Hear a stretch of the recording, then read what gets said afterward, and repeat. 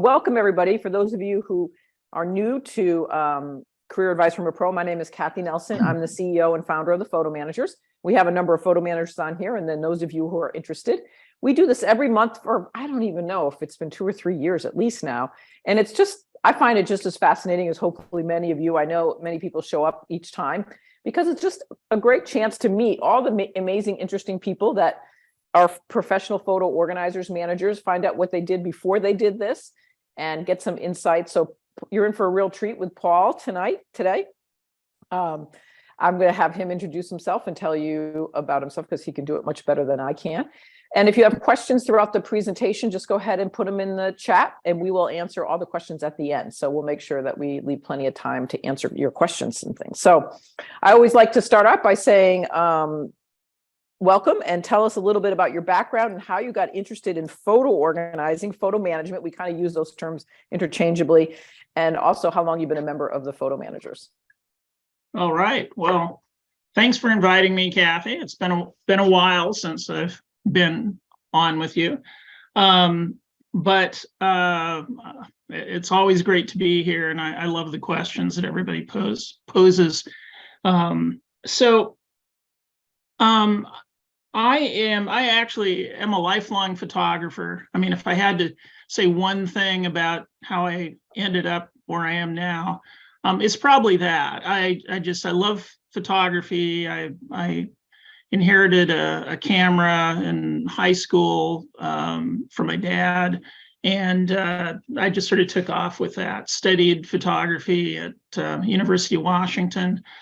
Freelanced as a marine photographer for a couple of years, and then stumbled into the graphic arts industry and worked in a color separation plant for a large part of my career, first in customer service and then in sales.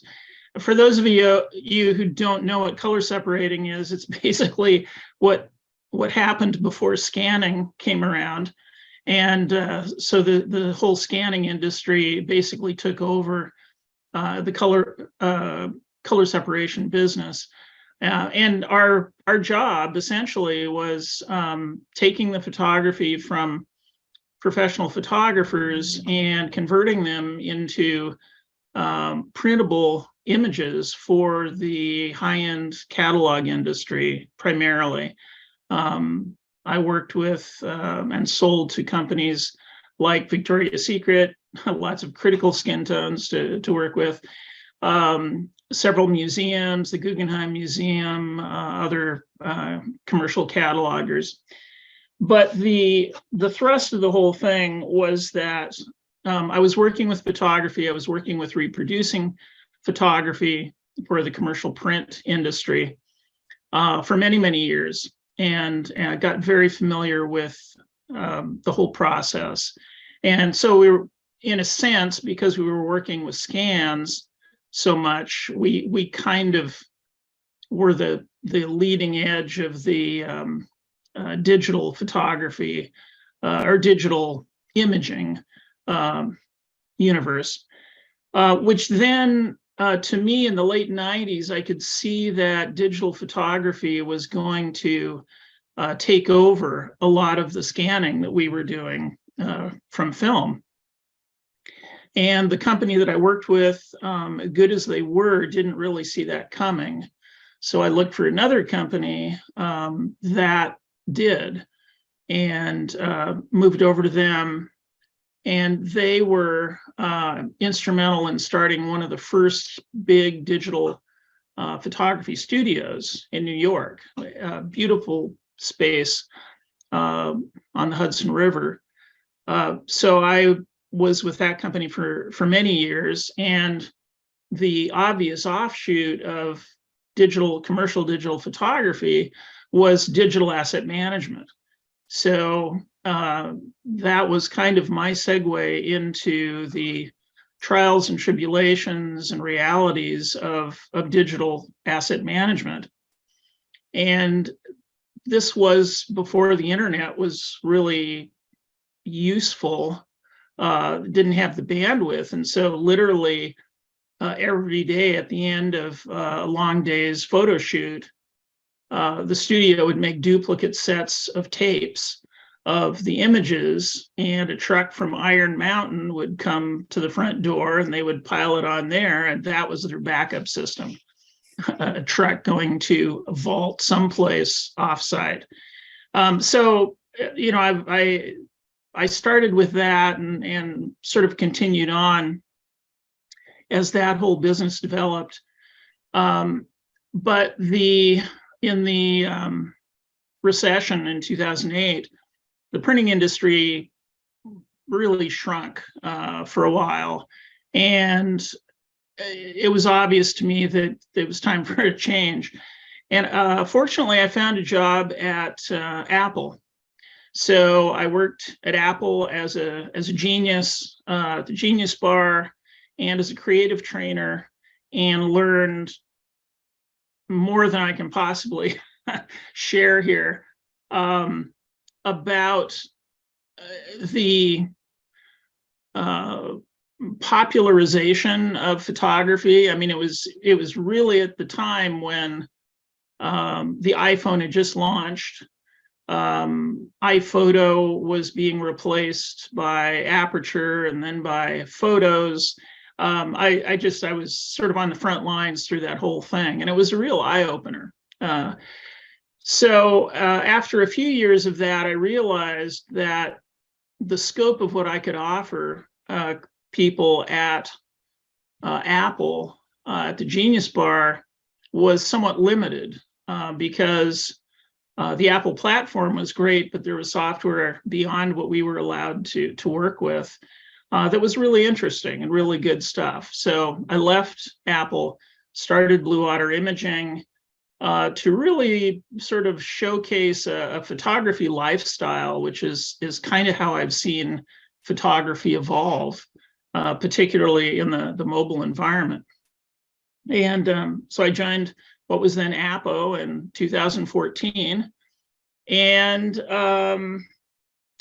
that's probably the sum total of How things. you got your journey to us, Yeah. which is now the photo managers. Yeah, you've been a member. Paul's been a member for a long time and has seen the evolution of this even as a profession, right? Because he's one of the early people involved. Yeah. And so that leads me to my second question.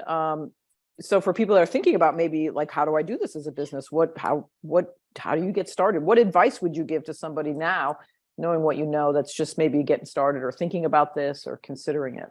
Right. Well, the first thing that I would say is we're at a time now where I think it's really important to be comfortable with technology. Doesn't matter if you're on Apple or Windows, because everything is going digital. I mean, that really is the place. Unless you're doing something or considering something is very niche in the analog space, and there are some spots to play there. Pretty much everything passes through digital in one form or another, and I think that you don't have to be an expert. And I will tell you that in the consumer space, the bar is pretty low. I have this conversation every day. A post the other day was, somebody, a photo manager, tearing their hair out that, they couldn't get Apple Photos to sync. And ultimately, it turned out that the client hadn't turned on the sync switch on her phone. And so it's stuff like that it's sort of common sense to us, but it isn't to everybody. So the point is just to be comfortable with tech. If you're you're going to be running into people who use both platforms and mobile, and I think as a starting point, if you can at least get comfortable with your own stuff, that's really important, so that you're selling something. The other thing is to know as a follow-up where to get help. When you really get stuck with something, because you will. the thing that I learned working at the Genius Bar is not that Apple geniuses are all that smart, but the fact that we see hundreds of people a day and we see particular problems over and over each day is what makes you understand how things work and gets you, forward. So, the more that you can work with stuff and the more you can see stuff, the better you're going to be. But having some sort of backup, either somebody who's good at technical support, or in my case, one of the reasons I like working on the Apple platform is at the end of the day, you can go back to Apple and they do have pretty good support. So that's and I like what you said too about knowing where to get the answers. I always remember when I first started my own business as a professional photo organizer, my computer had crashed. I forget, not the hard drive. This was, I don't think this happens as often, but I remember that I called like the local tech guy, down the street or whatever, who came, and he came in and he called the tech support of the software, whatever had crashed on my computer, and sat there on hold for like an hour and a half, and then followed the instructions they were giving him. And I was paying him 125 or some crazy amount of money an hour, but I didn't care because I was really glad that he was the one on the call listening to, because he just was more confident than I even would have been listening. So I think that's something. So even though, yes, you want to be comfortable with technology, that's really important. And part of that comfort means being willing to go and get the answers and walk through find the solutions yourself, so that the client that's hiring you to help them, they just want you to get it done, right? I mean, they're not worrying about how smart you are if you're doing it they just want to make sure that you know what you're doing. Yeah, exactly. Yeah, exactly. And we even, when in Genius training, we had this line that we learned for those things that you just never run across before. We would say, let's learn together. Yeah, that's a great line. Yep. And it's true, stuff changes, and that's another thing. You have to be sort of comfortable with change because it's changing really quickly. This one other thing I'd like to say about advice getting into the game is it's really important to understand what your client is looking for, because photo management, I mean, in the time I've been with Appo, has changed and expanded dramatically. I mean, we have a lot of little niche channels that people work. I think when I started, it was very much the kind of heritage group, family ancestral pictures that you were trying to digitize and manage and tag and so forth. And that's still a large part of what goes on. But in my case, I'm really more interested in the day-to-day usage. What is the, how do people use photos? How do they integrate that old stuff with the new stuff? And I think you really need to start with an understanding of what the client's expectation is before you go too far down the road, because you'll see, if you're new to the photo managers, you'll see there's a lot of great advice out there for process and so forth, but it's easy to get caught up in the process without truly understanding what your end goal is for that particular customer. And so, that's a much longer discussion, but it's, it just goes to, again, be, having an open mind and being curious about what the value is of these pictures and this process to people. Yeah. All right. The next question I have for you is, how have you found your clients? I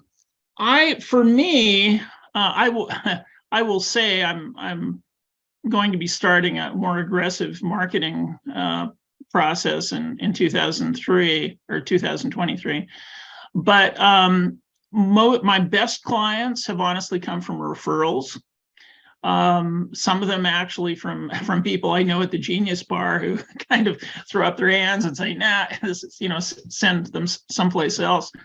The photo managers, I mean, you, Kathy, have steered people my way who had a particular problem that I could solve.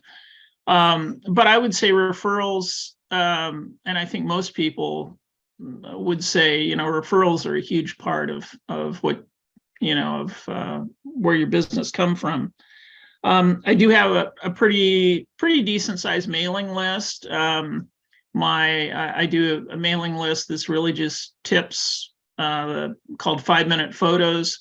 I send it out about once a week, and it again goes back to my belief about this photo lifestyle that we're living. And so a lot of it are just fun things to do, fun things with your iPhone, smart things to do with your iPhone. Remember to back up, because I feel like people get overwhelmed incredibly easy with this whole photo management process. And to the extent that you can kind of drip out some wisdom and some tips, I think it kind of eases them into a state where they're more receptive to taking the next step. So that's been really huge for me. And then a lot of the mailings that I've done get expanded into a blog post or an article that I'll put on LinkedIn or Medium or one of the other, ways to get them out, as well as the blog. I have a blog page on my website as well. And I think, and Isabel will drop a link in the chat there to Paul's website. If you to sign up for his 5-minute photo tips are great. I love them. I've learned some things, and he does a nice job of. I'm sure you have something coming out for like holiday lights or something, because it's usually a good 5-minute tip about things. And of course, so as you listen to these, we have so many different people have come, like I said, from so many backgrounds when we do these interviews. And Paul's experience in Apple has been, he's kind of like the photo manager's Apple genius guy, who anybody who runs into questions with Apple, people with their Apple products tend to reach out to Paul or put it on our private Facebook group where he answers questions. What do you love most about what you do? I had to narrow my list down. I mean, other than the fact that I love working with photos. I mean, there's something about photos that I love. Both my wife, who's a portrait photographer, and I, we, usually a couple of times a week, we just go, I love what I do. So that's a big draw for me. But I think in practical terms, I think the fact that you can work from home or you can work from pretty much wherever you want, if you're doing, from my technique, you're doing it mostly digitally or mostly remotely, mostly with a consulting advice, and the Apple platform is very easy to work remotely with somebody else's library, as well as screen sharing. I mean, I think we're in a really nice spot right now following the pandemic, where more and more people are used to having someone on their computer doing stuff. So I think there again, it goes back to the technology. I think it's important that you're comfortable doing that sort of thing, because to me, it's a huge benefit. And particularly it broadens your reach, if you want to do that, that you can work across different time zones, you can work around the world. I think it's really kind of up to people, how far they can take that. I love the feeling of reconnecting people with their lives through their photos. If you're new to this game, you'll find out pretty quickly that most people who are coming to you because they're kind of in trouble with their photos probably have 50% of their photos that are duplicates, and they're quite disorganized. And in some cases, it may not be that they're that disorganized, but they just don't have a clue how to find the stuff they want to find. And so, sometimes I wear teacher hat. Sometimes I wear a technology hat. I mean, and I think I've noticed that is more and more the case over the last 2 or 3 years, just looking at forum posts. And just because I'm a new thing junkie, I just like the fact that there's so much new stuff coming along. The way, Apple, of course, is great at that. New file formats, new ways of enjoying your photos. The memories part of the Photos app is a ton of fun. So those are the things that get me excited. That's great. I love, the fact that you and your wife can look at each other at this point in your lives and say that you love your jobs. Yeah, right. That's a great statement. So I always think it's really good to follow up that question, what you love most, with what is something that you don't like, because we want to have some honesty here about things aren't always, jobs have their pluses and minuses, even when you're working for yourself, right? Yeah, exactly. Well, it is, I think, pretty fair to say, and also probably a little obvious, that when you work for yourself, setting your own boundaries is a tough one. And so the days tend to be long. But there's this sort of illusion that you can, take a day off here and there. I think it's, that really comes down to your own work ethics and how you do it. But on the whole, I think that's a challenge, but it doesn't, I don't lose sleep at nights unless I'm working really late on something. But for me, as far as things I really don't like, I'm not excited, and I don't really go after analog scanning, scanning prints, organizing prints. I think it's people who do that well. I think they have a talent for it, and it's a way of looking at stuff. So for a lot of reasons, I try to stay digital, and I try to do my work remotely. I do enough local work, and I have people ship me stuff to where I can keep up to date with real projects and new technology. So it's kind of half testing, half production. But anyway, I would say paper prints. If a client contacted you with like old home movies that need to be converted and things, do you tell them, do you work with, do you outsource that to one of our partners, or do you kind of pass them on to somebody else to take care of that?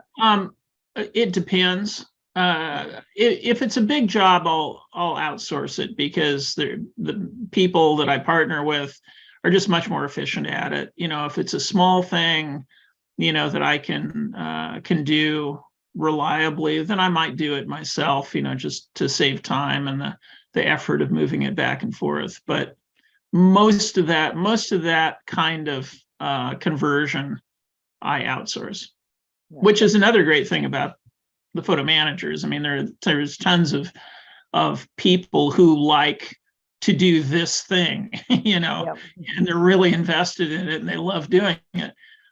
So you do have those resources, Yeah, you're a perfect example of that idea, right? That you're like the general contractor, or you're you do what you love and outsource the rest, right? And you stay in that digital lane and in the remote work lane, and you don't want to be where we could have somebody else, next month who does only scanning analog photos because that's what they love, right? Yeah, well, and it works both ways. I mean, I have, once a month or so, we'll have a photo manager call me because they have a client who is having some horrendous problem with her Apple Photos library, and it needs to be rebuilt, or it needs to be, something is going on. And so I'll take that on, and then once things are straightened out, I hand it back to them, and they can do the nuts and bolts organizing part of it. Yeah. All right, great. So, and again, if people have questions, go ahead and drop a note in the chat, and we'll make sure that we answer those questions. I think you've kind of answered this somewhat, but I'll ask it again because I ask this question always because I think it's so important that whatever past work life experience that you had, it will probably help you in ways that you don't expect it to in being an entrepreneur and in running your own business and things. So I always like to ask that question. So what skills do you feel like you've gotten from your past work life experiences helped you in this business? Well, sales is got to be right toward the top of the list. I mean, and I think that's true for any small entrepreneur. I mean, you have to be able to advocate for your position and get people excited about, you know, what their experience is going to be and what they can get. So that's a huge part, because we're all selling ourselves in one way or another. But you do get to, you know, we're talking now as we see bigger and bigger photo collections and older photo collections. You're talking about, you know, thousands of dollars worth of services in many cases, and you know that there's a sales job there that happens somewhere in order to convince somebody and build their trust and have them, you know, pass off their treasured memories in your care for a little bit. So I think that's really important.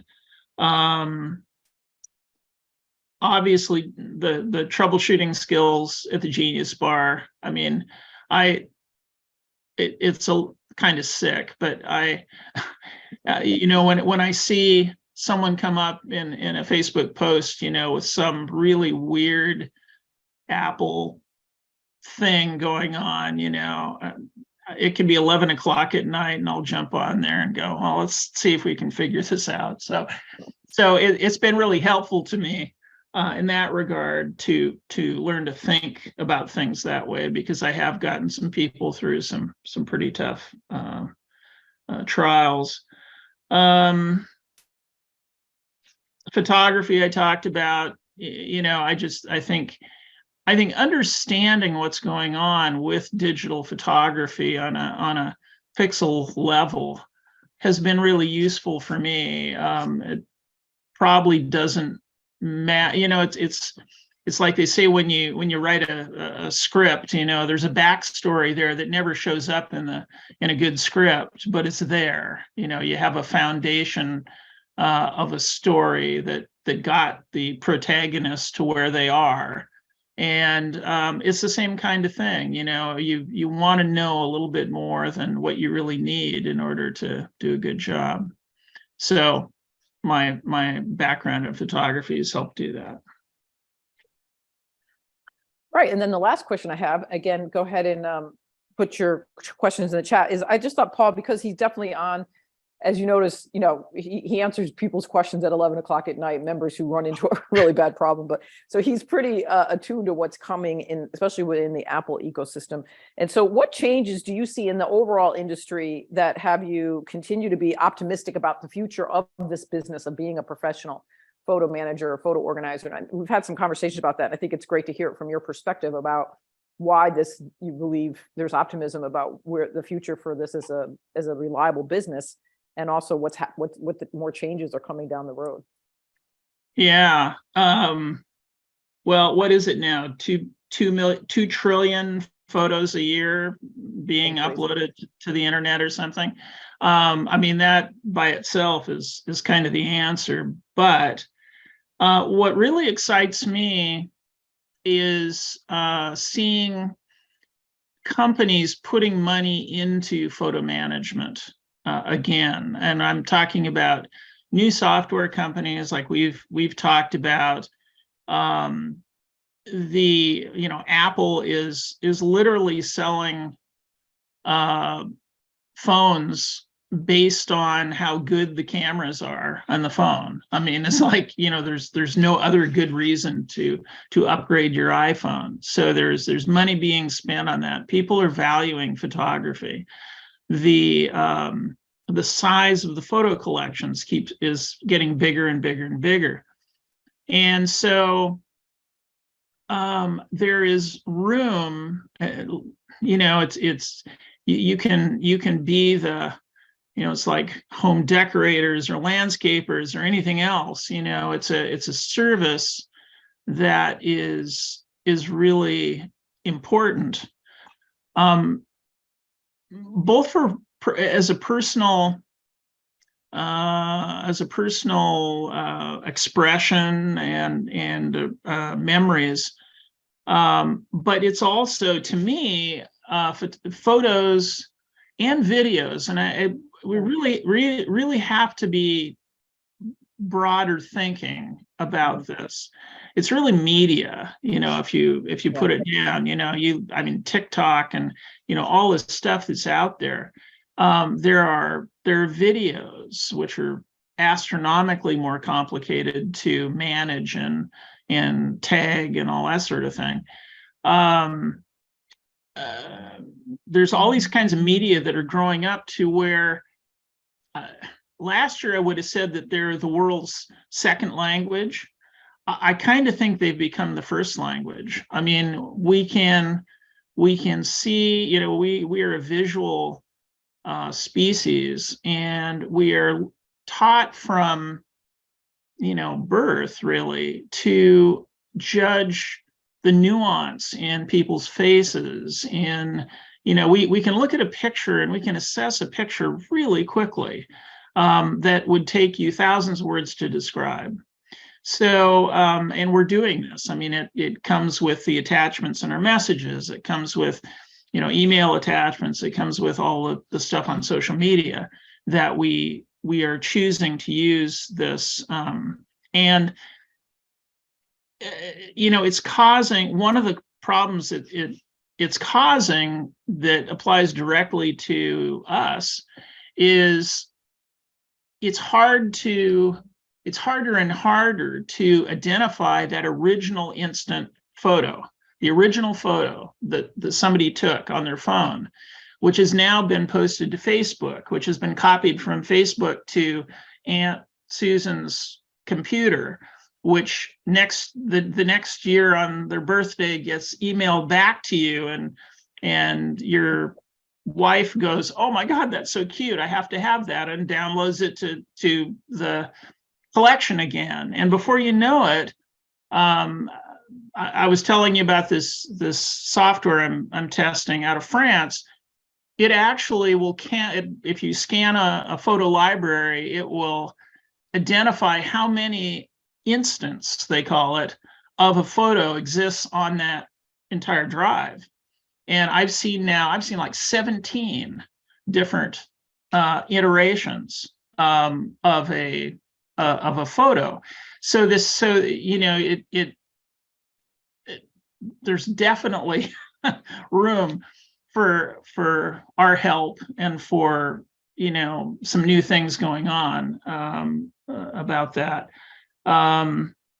Another thing is this whole, where I think we're at this threshold where a lot of the analog media, particularly tapes, are deteriorating, and they have to be digitized. The CDs, I've had CDs now that are not readable. There's tapes out there they're coming apart. I had that happen with an old tape of my father's, an audio tape, which was really a bummer.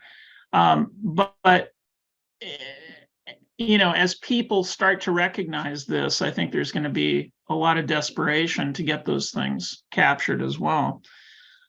So anyway, those are kind of my biggies, and I think the fact that new companies are coming in to try and provide a quote better solution is a really good sign for all of us.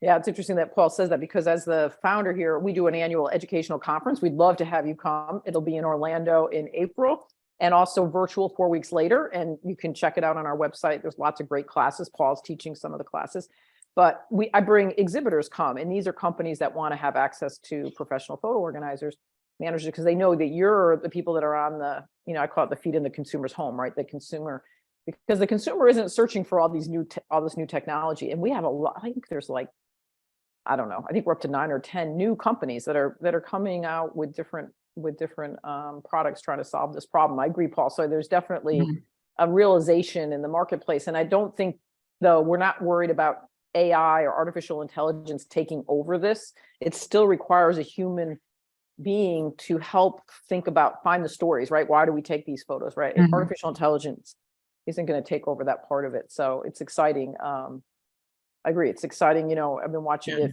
myself since I started this, and it just keeps growing and changing. So it's true. It's true. So this has been great. So again, questions that people have for Paul. I know we put a note in there about his for his website, and those of you that have been listening, do you have questions for the other photo managers, for Paul, about the business, about the whole process?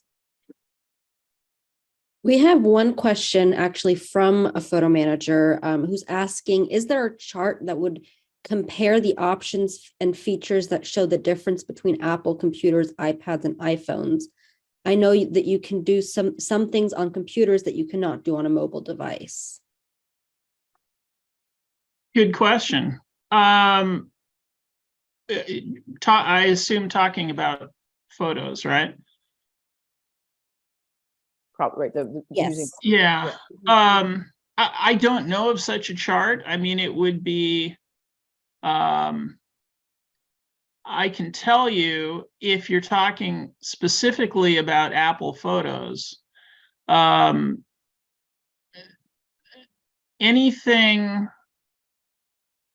it's really just projects. Projects and complex searches are possible on the Mac in a way that is not currently possible on the mobile devices. But there isn't much, to be honest, it's one of the reasons that I like the Apple platform, to be honest, is people hate to learn new stuff. I mean, and some people just find it plain hard to learn new stuff.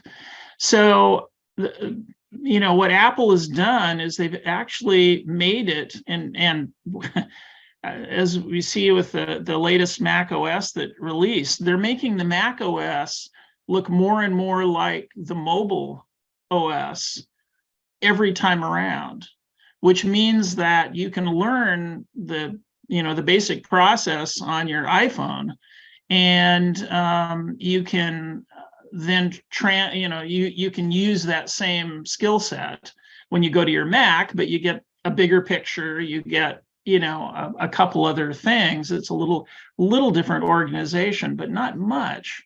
And that's really what they're trying to do. They're trying to eliminate the need to learn new stuff, because most people just have a hard time with that.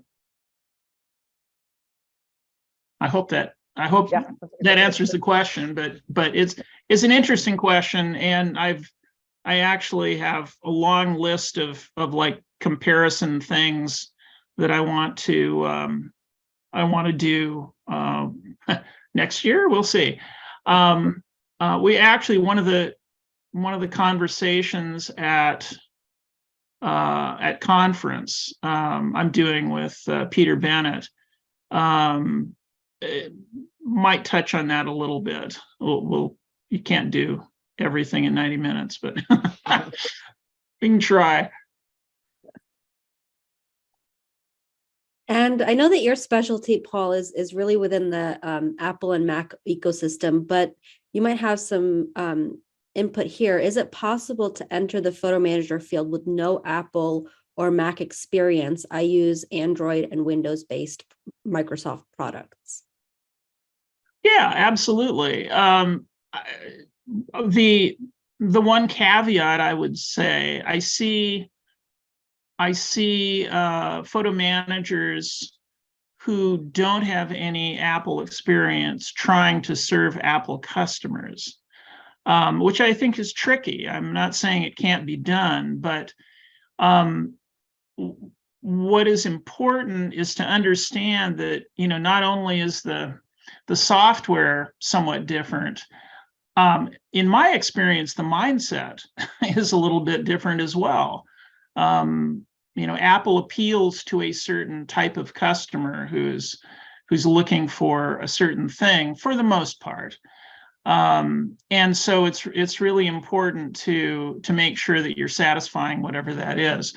I would just say, as from my perspective, if you're going to be dealing with some Apple customers who have some Apple devices, it really is to your benefit to learn something about it. Whether you rent, I mean, you can literally rent a workstation from Mac Stadium on the internet, and do stuff there that instead of doing it in your home. But it's just I will do the flip side and say I just had a job migrating one of my clients from her PC to her Mac, and my God, that was a pain. And it was a pain not because I couldn't find stuff. It was a pain because some of the applications just would not quit. They would not perform the way they were supposed to, which meant that I couldn't do the automatic migration, use the software that would have made it, a 1 hour process instead of a 6 hour process. My guess is that going the other way, you're going to run into things like that as well. But it's not to say you can't do it. It kind of depends on how comfortable you are. It's something you just have to try. And one thing, Kim, who asked that question, a lot of photo managers start with no experience. If they're not comfortable, they haven't worked in Apple, and they maybe that in 2 years they decide they're going to get started, work with their basic first clients. Maybe they're offering scanning or photo book creation, or you can let people know I only work with Windows. Some people only work with Android Windows products. And then 2 years from now or 3 years from now, you might decide, now I'm ready to expand my knowledge in the Apple ecosystem. And then we have classes and stuff. Paul is a big teacher of many of those courses. Now, so I've seen a lot of Paul, walked a lot of people through the switch, right? Where they've found that comfort level. So you can start this business doing a lot of different things and then find the area that you're most comfortable in. Right. And I should also say that there are a lot of Windows users out there. So there's nothing to say that you can't specialize in the Windows environment. I mean, so some of the photo managers, that's their thing, and being a good Windows service provider is no small deal. So, that could turn out to be a very good niche, depending on who you're reaching, where you live, what the clientele is. But everybody needs photo managers. So, yeah, right. Everybody needs, and also, again, the idea that you're like a project manager. So if you have a client that comes to you with, maybe you do offer scanning, right? And they have lots of analog photos that need to be scanned and movies that, that need to be converted, and you manage that piece. And then they say, oh, can you also manage my Apple photo library? Then you can outsource that to somebody like a Paul or other members. And you could say, well, so again, you're like the general contractor. So you're not building the whole house. You have other people that can do that work alongside you, and you piece it together for the client. Right. Yeah. All right. Next question, Isabel. What is that software that can see all the iterations of a photo on a drive? Yes. The company is named Sime. C is in Charlie, Y is in yellow, M as in Mary, E.io.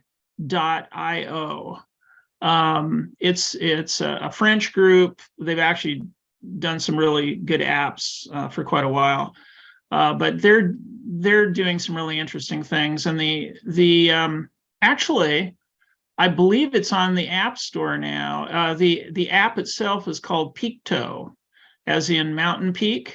And if you search for that on the App Store, I think there may be a trial. You could play with it. it's really cool.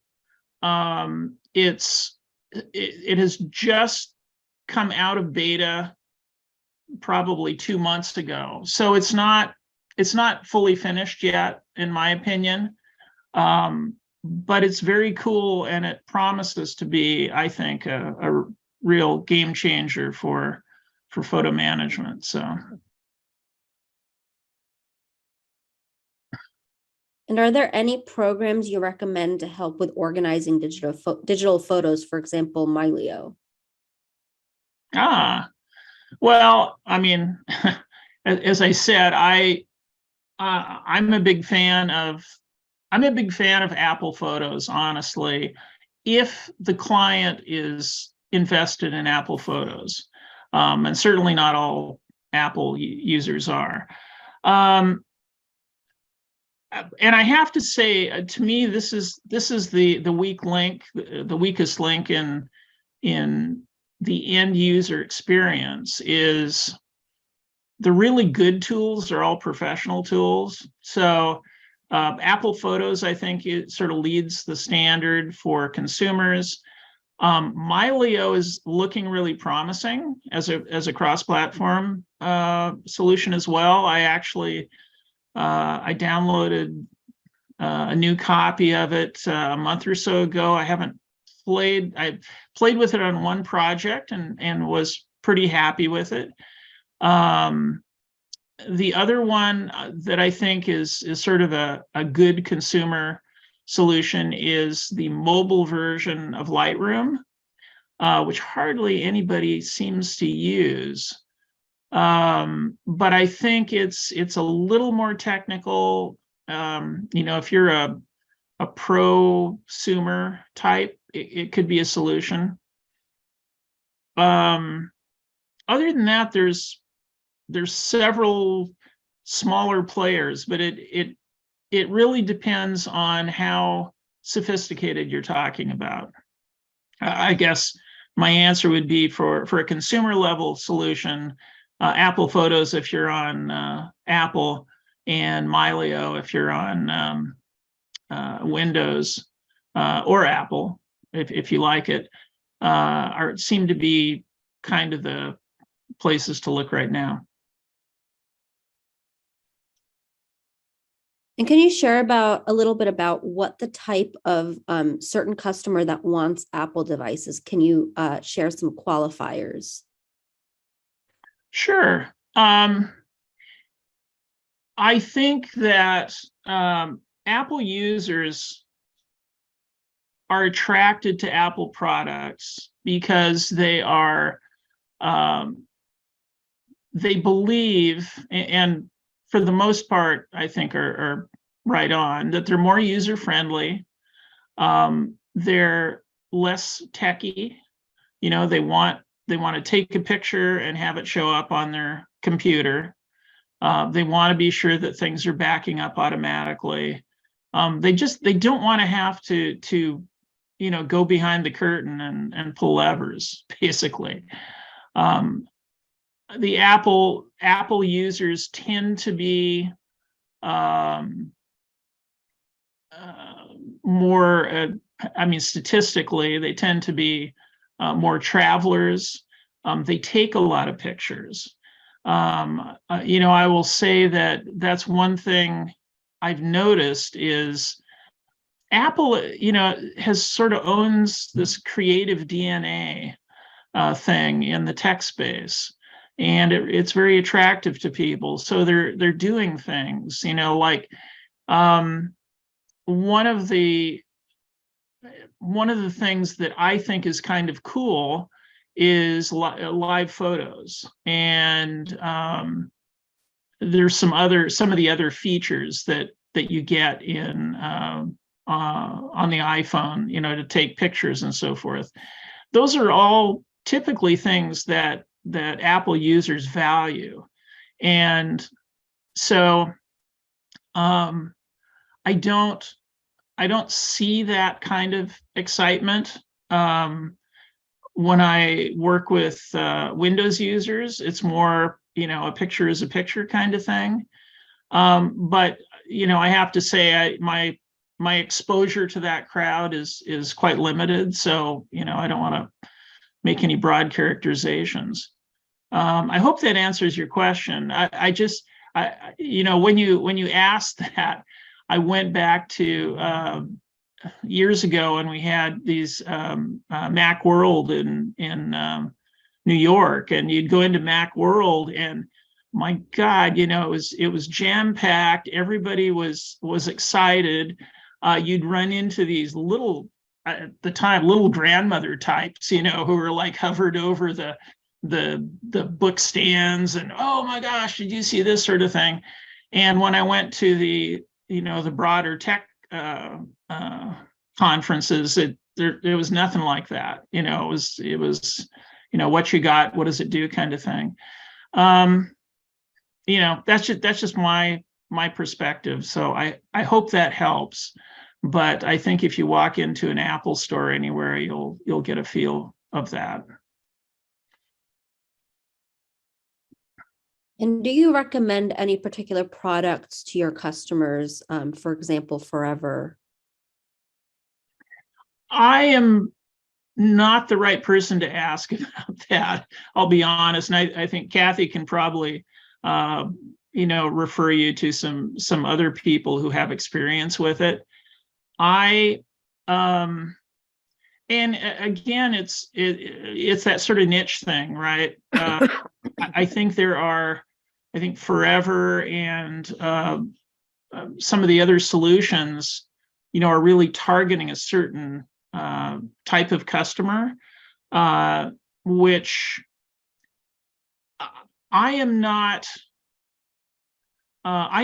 as invested in the heritage kind of thing, the ancestry and so forth. And I think a lot of those platforms really are, and they offer specific features that really play to that, and sharing, wide sharing with a family and things like that. So I would check and see, talk to, look through the forum and through the past interviews. You may find somebody who can really speak to that. However, having said that, there's nothing that precludes using more than one platform, right? I mean, there are plenty of the whole idea of Apple Photos. Apple Photos was really, or actually iPhoto back in the day, was really designed as the original photo hub. That was the whole point of it, was that we, and I personally experienced this when we went into digital photography. The absolute biggest hassle we ran into was a bunch of files and folders, because what inevitably happened was you started mixing up folders. You started taking an original in one folder and resizing it to go on the web, and it would end up along with the original file because you wanted to keep the files together. And then some junior person would grab the wrong one, and you couldn't print it. And the whole thing was really messy. I mean, that, and that was before all the protocols, started and all this sort of thing. But the idea with that, the whole Photos technology is that you basically have an original, and it's protected. People complain about how Photos, sort of traps your images, but it also protects your images. One person's jail is another person's bank. So the beauty of the system is that you're not going to lose that original photo.